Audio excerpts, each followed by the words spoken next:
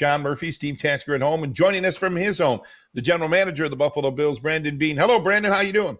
I'm doing well. How are you guys doing? Good. We can see you on the little Skype setup we have here, and it looks like that's where you're going to be drafted, right? Unless you got a room with Bills wallpaper on the walls, which I find kind of hard to believe. Yeah, no, I haven't rolled any official wallpaper up, but no, we got some great folks, as you know, that help us, and Brian Bird and his staff with the operations, and Dan Evans and the IT, and all their staff have just. I know they've even helped you guys, and they're helping coaches and scouts and just people all over our building to allow us to be as efficient as we can. And I've told Dan he'll be the MVP of this draft as long as I don't screw it up. You're right, and they had a lot of work to do. I mean, and they're not alone in this. IT departments in every industry are trying to get around and hook up their people so we can all work remotely from home. But I mean, this is the NFL draft. This isn't like, holding a conference call. This is, you got people you need to stay in touch with at a moment's notice that you may not need to know need to talk to, 30 seconds from now. So how's that logistically going to work? You must have more than one little iPhone there in front of you, right? Yeah, I got a few monitors, different sizes and shapes, and we got some big ones and some ones, mobile ones that I can move around with me. So we're ready. I'd say we got more than 5, Steve, but we're ready for everything. And we'll have several. I'm gonna have several different people on Zooms between my scouts on one, my people on the trade. I'm gonna have Terry and Kim and Sean, and so we have several different things that will be set up so that I can bounce around and make sure we have a good communication system. How, just off your cuff, your gut feeling, do you think this is all going to go off without a hitch? Anytime you're dealing with technology, Steve, you got to be ready for the unknown. But I do really believe in what Dan Evans and his staff have done to help set us up. And we've created some backups. We've tried to talk through, okay, if this happens, what's our plan B if this happens? So I feel like as we sit here, a little more than a week out, I feel really good about where we're at. Again, technology is great until it fails you, but I think we've got a lot of good checks and balances, and I feel very confident in where we're at. We're live with Bills GM Brandon Beane. Hey, Brandon, don't take offense at this. This is our Twitter poll question today. We're asking fans, what makes this year's draft easier for you? Is it because you don't really need to find a starter? Is it because you can watch other teams get through the first round and maybe let them make the technical mistakes and have the glitches? Or is the right answer, this isn't any easier, you're trying to build a championship roster? You want to weigh in on that? What do you think? I mean, I'd say B and C. I do, as I've said, I always want a first-round pick. Sometimes opportunities will present themselves where you trade a high pick like we did for Stephon. So if I was going to do that, as I've said a couple of times, this may be the year to let some of these other teams deal with any glitches that come up. And then, secondly, though, I think you guys have heard me say I'm never comfortable. That's not how I'm wired with our roster. We could be coming off of winning the Super Bowl or something, and if we were having the same conversation, I'm still going to be nervous about what we got to get done. And there's opportunities, and we've got to play this draft right. And the first thing to do is we got to make sure we're finalizing our board. We're getting close, but we've got to dot our I's and cross our T's and make sure it's ready to roll, because I truly listen to this board and follow it and believe in what the process that our scouts, our coaches, everybody that's been involved in setting it, and then let it talk to me on what we need to do as far as moving up, moving down, or staying put.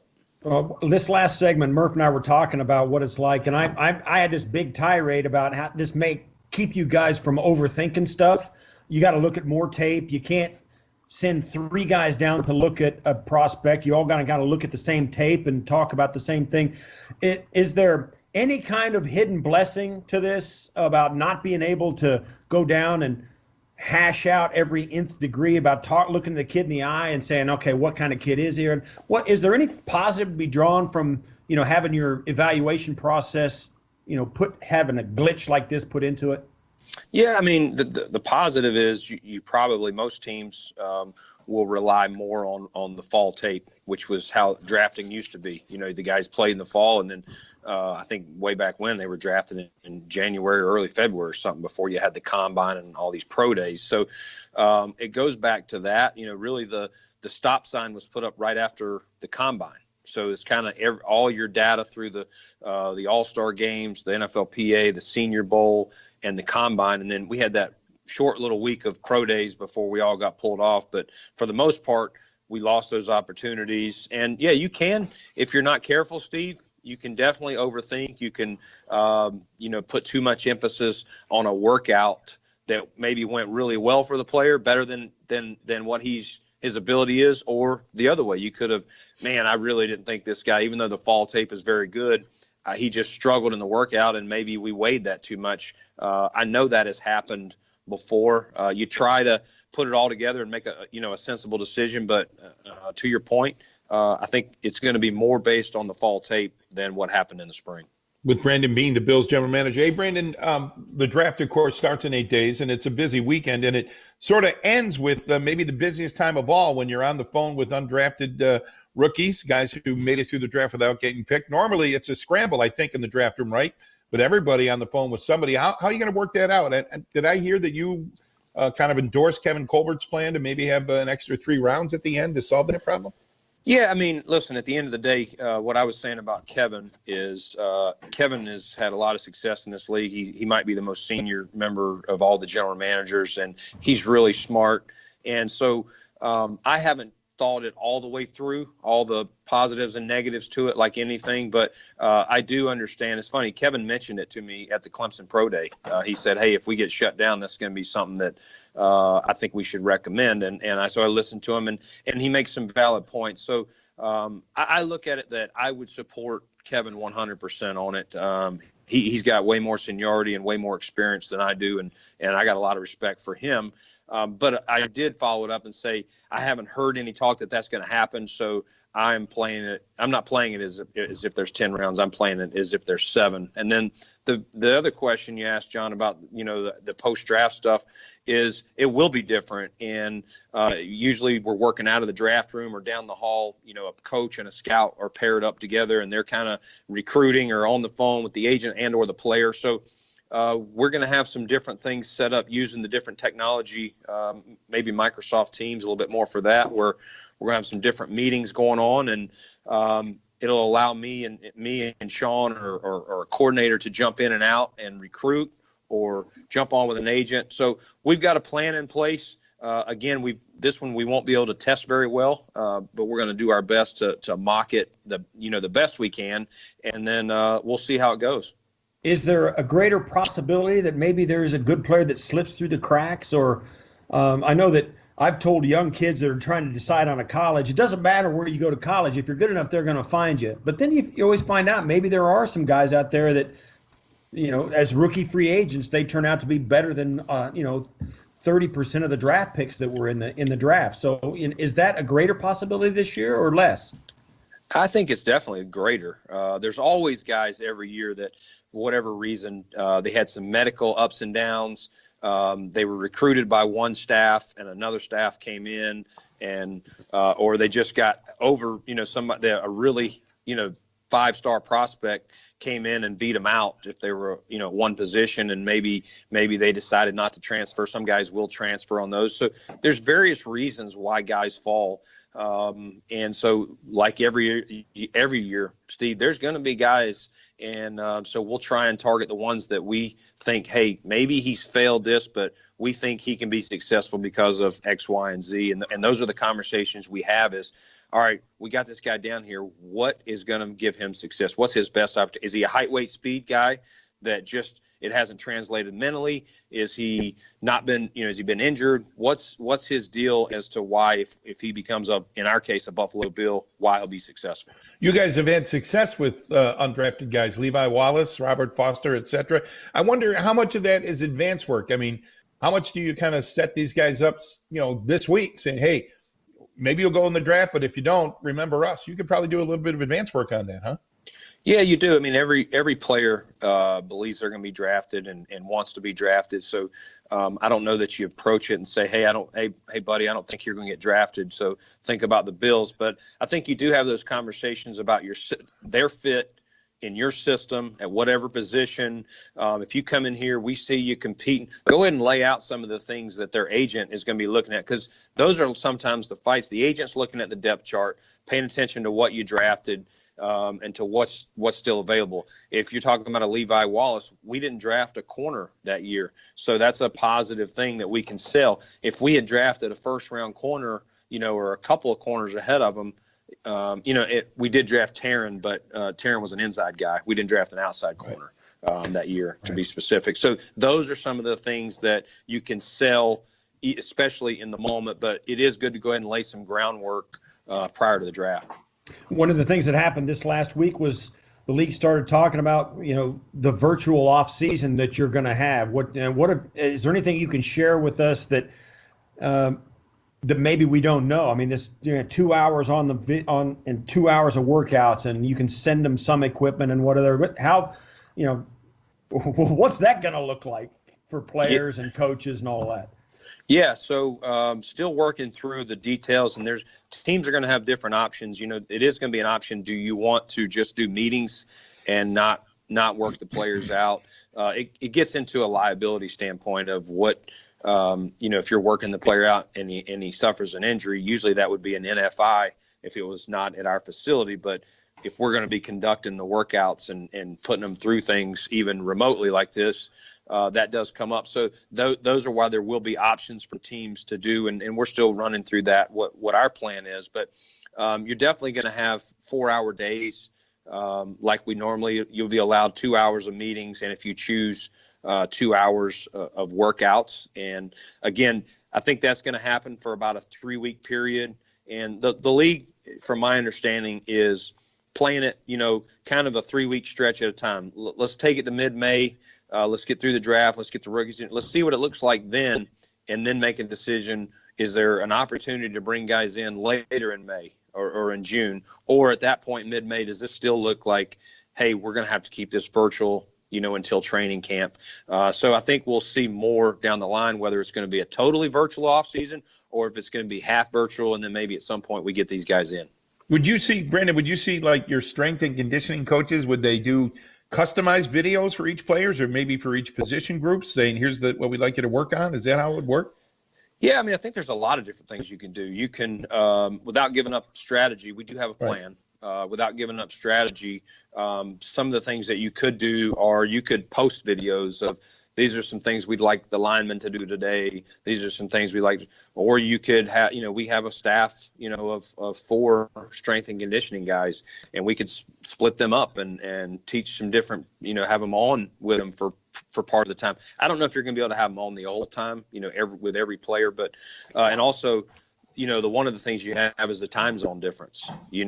If I'm starting at 9 a.m. in Florida and you're in California, that's 6. So, working those around people's parameters, and maybe I have access to a field that I can run grass, but I can only do it during this time of day that they'll, depending on what's going on in my area, what they've allowed. Some of these parks and obviously gyms are now closed. So finding free open, terrain to run on or do whatever.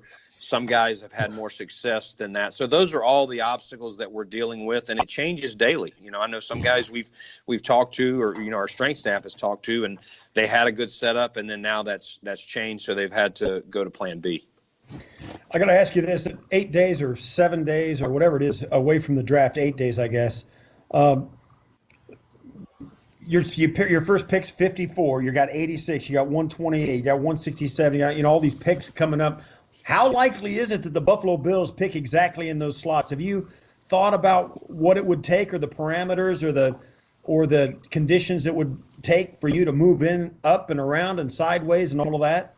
Yeah, so I've looked at Friday. I don't anticipate us at all trying to get up into the first round. That's not something we're even contemplating right now. But yes, I've looked at Friday what we could do going up, the spots, that it would cost us a 5th round pick, the spots that would cost us a 4th round pick, and then also some teams with multiple picks that maybe teams that have been aggressive or may want to be aggressive if they think there's going to be a run on this position. I'll have a better idea after I see what goes in round one. But yes, I've already looked at teams with if we want to go the other way from 54 and go south and pick up another pick. So we'll be ready. Again, I think I'll have a lot more clarity after day one, because we all know the quarterbacks that are going to go and the tackles that are going to go. I can tell you probably 20 of the 32 first round picks. And then there's another 20 that could go probably in those last 12 spots, wherever they go. So I have an idea. I put together some names of about 24, 25 guys that I felt pretty confident were going, if not in top 32, in the top 35 to 36. And so then you're looking at, all right, if I got about 18 to 20 spots left before I pick, what would be on the board? That's kind of how I've looked at it at this point, still a week out. Live with Bills General Manager Brandon Beane, the reported signing of Evan Bain to a contract by the Bills. What can you tell us about Evan Bain, Brandon? What do you think of him? Yeah, so he was a fourth-round draft pick. He's got flexibility, and that's big for us. He's a smart player. Bobby Johnson was around him in Indianapolis, spoke very highly of him. So how we really enjoy if we've had some experience with a player and know what we're going to get. He's our kind of guy. He's a leader, good DNA, smart, tough, dependable, and he'll come in and he'll provide center guard, flex. And again, we tried to sign as many guys. Darrell Williams, who's more of a guard, tackle, flex. Those just give us more options on game day. And you talk about Darrell Williams and now Evan Bain, and even guys like Spencer Long. You guys, I read somebody said this, and I think it's true. The Bills at this point preseason, you might not have the most talented, highly regarded offensive line, but I can't imagine anybody has an offensive line with as much versatility and as much NFL experience as the Buffalo Bills right now. Yeah, I think it's important because we cannot evaluate. This is something I learned a while back. All of a sudden your first team goes out in the preseason and they play and you can evaluate guys. Second team goes out and it's starting to get a little shaky. Maybe the line player. And then you go to the third and the quarterback can't even get back there and execute. Or they're meeting the running back in the backfield. And so I've always found it very important that you'd love to be three deep. Now, that's hard to do, but you want to be able to execute with that second and third team, because otherwise I can't evaluate the tight ends, the running backs, the quarterback, and the receivers if we can't stop the other team from penetrating and blowing stuff up. And so I think it's very important. Yeah, nobody's going to grade us with 5 Pro Bowlers across the front, but I think we've got depth. And I think we got competition. And there's going to be, should we stay healthy, I think there's going to be some good battles in there, of those 9 or 10 linemen that we do keep on the final 53. Well, I know that this is an incredibly busy time for it. It's all complicated by the fact that we're all sequestered from each other and socially distanced. But you got a lot of stuff on your plate as GM. You got Matt Milano, Tre'Davious White, Deion Dawkins, all these guys kind of sitting around. Probably in line for extensions, no question. What's the time frame maybe on each one of those guys, and have you had contact with them, even in the most remote way? Yeah, I mean, like anything, Matt and Deion are they have the same representative, so that's a one-call, one-stop shop. But yeah, definitely have been in contact. I don't really like to get into negotiations too much, but I've definitely been in contact with their representatives, giving them timelines of when we would look at things like that. Right now, our main focus was getting through free agency. And then I was planning to be on the road, which that got, jettisoned with the COVID-19 stuff. So really just been focused on the draft. I think that would be conversations. If you look at our history, I've generally done most of those guys. We did do Jordan before that, before we hit free agency, but beyond that, most of the guys I've done, from Jerry Hughes, Eric Wood, Hauska, and some of those guys we've done more in the spring, summer time frame. Your draft board all set for next week?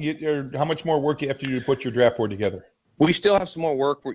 I've met with our medical people. We have some sports psych stuff that we're going through, just some of the various what makes up the DNA, what's behind the scenes, behind the curtains that we don't know about this player, just trying to figure out what makes them tick. And I'm still doing some Zoom calls with some players. I got some lined up this afternoon. Joe Shane and I we get on just some of the guys that we would have liked to have brought in for potential 30 visits to there's still unanswered questions. I want to get what makes John Murphy tick? What excites you about football? What's your other interest? Those kind of things. Just me getting a feel, them getting a feel. Any questions I can answer for them about the Buffalo Bills or a certain position and how they would fit on our team, should we select them. So going through that, and then the last thing that I do is the horizontal, and I kind of look at, we stack these guys vertically by position, but then I kind of look at, all right, I'm in the third round and I've got, this tight end here, and I've got this defensive back and maybe a defensive end. They're all rated in the, high third. Do I agree with that? Is that kind of all, or should this one definitely, if I was on the clock, this one would definitely be just kind of working our way through the first round, the second round, the third round? Sometimes you'll find a guy, you'll go, man, the more we talk about it, I wouldn't take him over any of these guys. Even I drop him down and I still wouldn't take him over these guys. So just a checks and balances, one last look-see. But we'll wrap the board up by this weekend, and then Monday we'll do our mocks and maybe a little bit Tuesday. And as we approach this preseason, one of the things that kind of gets forgotten in all of this, so you've got some guys that, didn't get a chance to finish the season or even started. Harrison Phillips, how's his rehab going? How much can you keep in contact with guys who have ongoing issues from last season? Yeah, so Nate Bresky and his staff have done a great job. They've divided up the guys that had postseason surgeries or in Harrison's instance that didn't finish the season and are still rehabbing. So I know Harrison's done a great job. He's sent some videos and things to the guys, just showing them what he's doing, and they get on similar to what we were talking about with the how Eric Ciano and his staff would do the virtual offseason program, the workouts. Nate and his staff have kind of divided up and had one-on-one time. Hey, bend down, do this, give me 10 of these, give me 10 shoulder raises. They've tried to send them out some different bands and things like this to test, whatever it is. If they've had a shoulder, Levi Wallace had a shoulder, we were talking about him earlier, just trying to work these guys the best we can with the circumstances and look at video of what they look like. Again, you'd rather have your hands on them. Right now, that's not an option, but I'm really proud of our guys that they've worked hard. They've taken to this, and Nate tells me they're all staying up to with what they need to be doing with their rehab. Hey, Brandon, you've been awfully busy, and then you also have been busy with your contest to get people involved in donating to the COVID-19 Community Response Fund. What did I hear, $50,000 raised so far in the challenge you put out there and the contest that you have for gifts to give to people? Yeah, it's still been rising, which is great. It hadn't stopped. I was worried the weekend might stall some people, but I'm really appreciative of where people are, and I know everyone, that's worked on it from the Bills and the United Way are really stoked about where we're at. And then I told the guys yesterday I'm going to challenge them and see. I'm going to use you guys. I'm going to see how many people are listening to this show. And use you guys and see if we can get that thing up. My goal, let's see if we can get it between 70 and 75,000. We've only got till Friday, so we're running out of time. So anyone that's still willing, again, no matter the amount, obviously the more you can do, the better. But I know people are in different economic situations right now, so I don't want anybody to do something they're uncomfortable with. But again, some good opportunities, and I look forward to meeting these people that have won these prizes. What do you think of your seven experiences or prizes that are out there for random drawing? Which one has got the most interest? Can you tell at this early juncture? I don't know. I think it's going to be more, some people aren't going to care about having a lunch with Brandon Beane. They'd just rather go to the game or get a Josh Allen jersey. But then you got some people that want to, I'm going to assume, that want to know the ins and outs and, would enjoy sitting down, with a GM.